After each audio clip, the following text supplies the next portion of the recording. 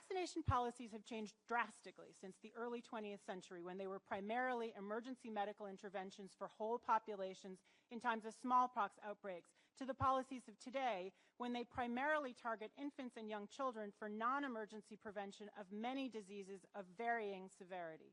Legislatures and courts have had to grapple with many issues flowing from these policies, including vaccine injury compensation, religious exemptions, philosophical exemptions, the right to education, the right to informed consent, and the right to parental decision-making.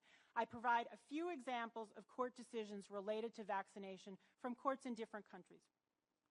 In Japan, in 1992, the Tokyo High Court heard a case from 159 survivors of vaccine-induced injury or death. The court concluded that the Ministry of Health had been negligent in failing to establish a screening program to exclude people with contraindications to vaccination. The court noted that the Ministry of Health had focused on measures to raise vaccination rates at the expense of attention to vaccine adverse reactions. Furthermore, the court noted that the ministry had not provided sufficient information about vaccine adverse events to doctors and the public. The court concluded that the injured victims were entitled to compensation as a matter of state policy. In Ukraine, in 2004, its constitutional court interpreted the Constitution to guarantee the right of education on the principle of equality, and it found that every child was entitled to a school-based education, regardless of their vaccination status.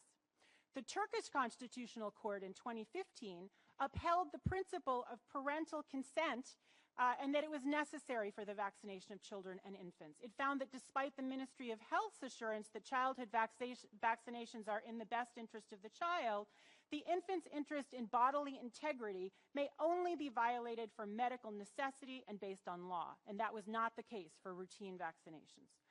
On the other hand, in January 2015, a judgment of the Czech Constitutional Court upheld a public health law prohibiting young children from attending preschool, without vaccinations against 9 diseases unless the children had permanent contraindications.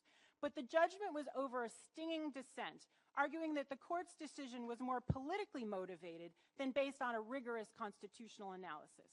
The dissent found that the majority's decision had turned a blind eye to the unconstitutionality of the law, and that the court's decision would ultimately undermine rather than advance the legitimacy of vaccination mandates. In the United States, the legitimacy of school vaccination mandates came into sharp focus last year when almost 20 states introduced legislation to limit or prohibit altogether exemptions from vaccination except for very limited medical ones. Only in the state of California did blanket legislation pass, which prohibits all exemptions save limited medical ones, although similar laws already exist in 2 other states, Mississippi and West Virginia, to that effect. We are likely to see in the near future whether California courts will uphold or reject this new law, which directly contradicts the California Constitution's guarantee of a right to a public education for all children.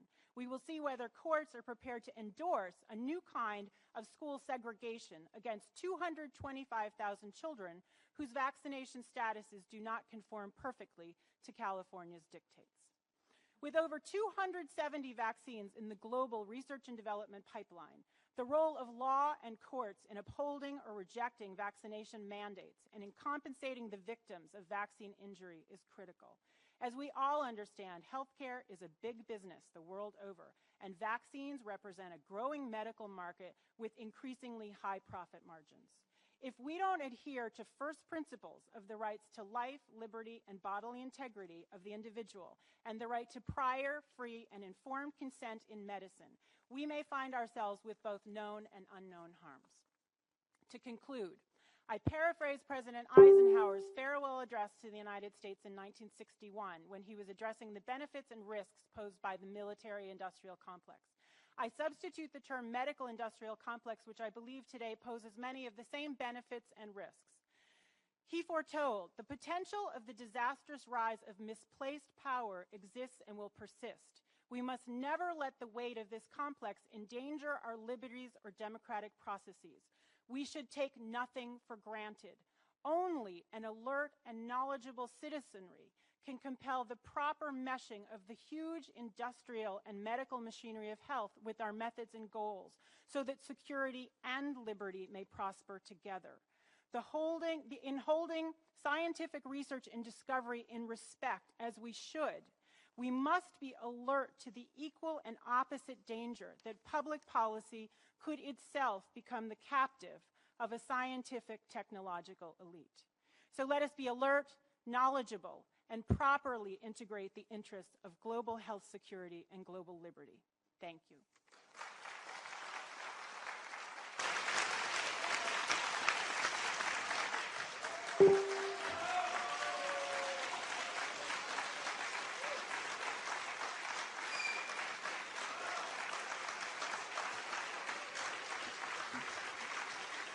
Thank you.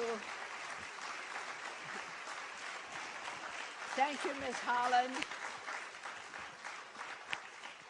I don't have to say anything. You have a standing ovation, and I have a bunch of questions for you. Our